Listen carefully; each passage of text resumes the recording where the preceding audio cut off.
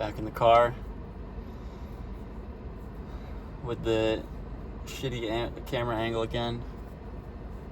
I ordered a stand, so that should be coming soon. But yeah. What's been on my mind lately? I was thinking about, I had a conversation with my roommate yesterday about, what was it about? It was about EMFs and how they're cancer causing, at least in my belief. There's something I could talk about. Knowledge versus belief. When I debate with people, a lot of the times I don't like to debate with people on certain topics because once I've put it out there, then that's the person I become in their eyes. And it really bothers me because I'm the type of person whose beliefs are always changing. I think I've talked about in another video that I read Tom Campbell's book, who he was the physicist, the main physicist behind the Gateway Tapes. But I read his book. I didn't read all of it, but I read a lot of it. I barely ever finish books. If I really like a book, I'll finish it, but otherwise I'll get probably 50% through, and then I'm like, on to the next. I've gotten the gist. But I was reading his book, and he was a nuclear physicist who had paranormal experiences when he was younger.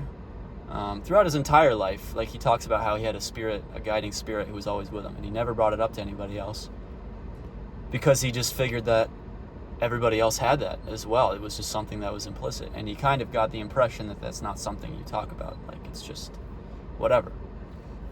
But anyway, all that to say that he was a scientist by practice who'd also had this experience with the spiritual realm. And he talks about the difference between knowledge and belief and how it's very important to distinguish the two. Knowledge being the things that you know to be true, the things that you have experienced and that you could scientifically deduce is true. And he talks about how using the empirical method is very important in your daily life, and that you should be scientific about the things about everything in your daily life. And that it's okay to have beliefs, but you should try to keep that minimal, and that you should only look at the world from a knowledge standpoint, that what you know should dictate the things that you do and not the things that you believe.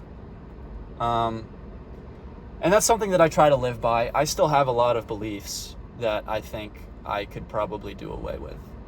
EMFs is probably one of them, because that does me really no good. I live in the US, and thinking about that stuff, it's everywhere.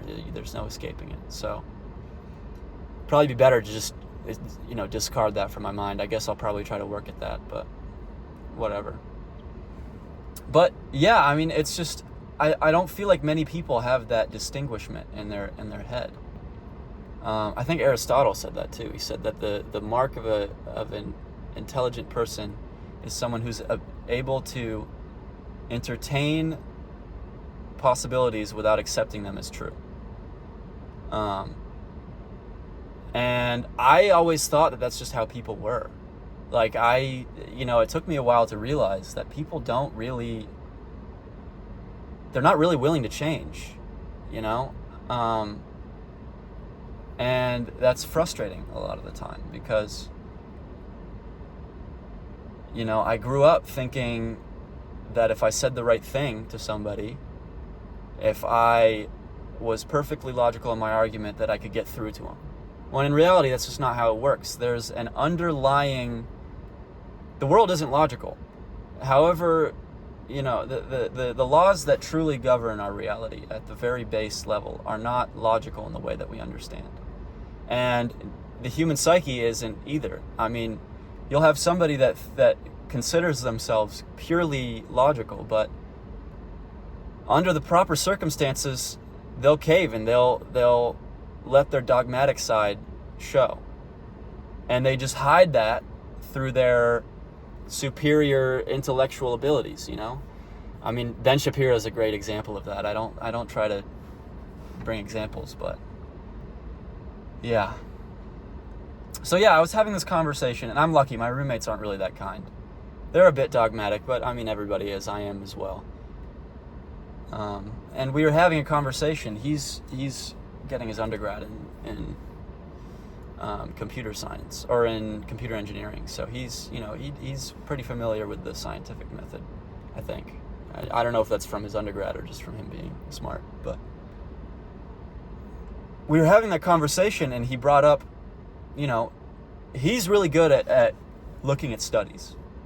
So I'll bring up something, and then he'll go do research in his spare time and find the studies regarding that topic, and then come back to me, and he'll be like, I got you. Like, look at these studies, you're wrong.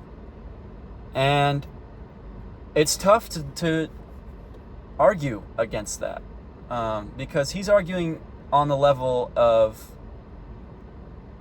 I consider myself a scientific person, but I am more scientific in my waking daily life. And I use discernment as well. Now, discernment is a bit sketch, that's not something that you can really, I try, I don't know. I don't know how I feel about discernment yet, but I try to be scientific in my daily life, and I don't really trust science that I see elsewhere. Mostly. Unless it supports my worldview, of course. But he's the kind that's still trusting in the scientific establishment, and he will cite all of these studies from large institutions, and he'll be like, oh, this is what they found about EMFs, and they're non-ionizing, and he'll ask me about the mechanism. He was like, what's the mechanism that they cause cancer and they mess up your stuff with? And it's like, I don't know, man. I read a study when I was in middle school about how having your phone in your pocket kills sperm cells, okay? And that was basically what I built this all on. But it makes sense to me. That's literally how the conversation went. Like, I literally... Yeah, and he got me. He had me dead to rights, and I was like, nah, like, that's not... Nah, man, I trust myself. But it's like... It's just... The scientific establishment, I think, for anybody who... You've got to distinguish between science and the Church of Science, and like scientism. I don't really know what you call it, but, the establishment of science is easily swayed, right? I mean, there's billions of dollars behind it. You've got, the pharmaceutical industry, you've got the supplement industry, you've got the food industry, all of them, and they all have a lot of funding behind them, and they can basically make any result they want because they're the only ones that can truly fund. They're the only ones with funding to make these giant studies where you can isolate and check for all of these things. So then when you look for the biggest studies, you find the institutional ones, and they have every incentive in the world to futz the numbers up. So, I mean, that's really the only out I had. And,